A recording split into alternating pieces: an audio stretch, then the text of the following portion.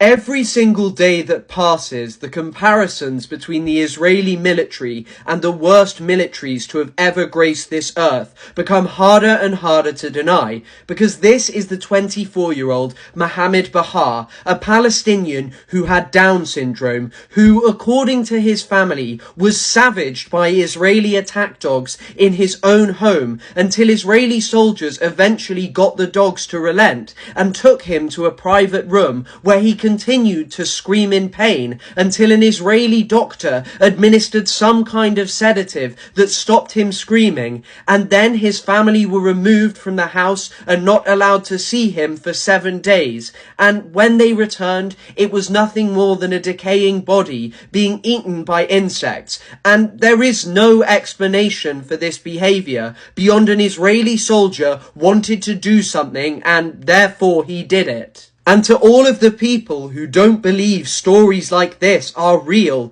there are literally reputable Israeli institutions that first of all note how soldiers are allowed to fire and do whatever they want in Gaza. So the idea that someone might have just chosen to let an attack dog on this disabled boy for no other reason than their own sadistic enjoyment is really not outside the realms of possibility. And there's even stories about Israeli doctors who've tortured Palestinian prisoners. And so horrific stories like this of Mohammed Bahar's tragic murder by the Israeli forces probably barely even scratch the surface of the behavior of these monsters in the Gaza Strip.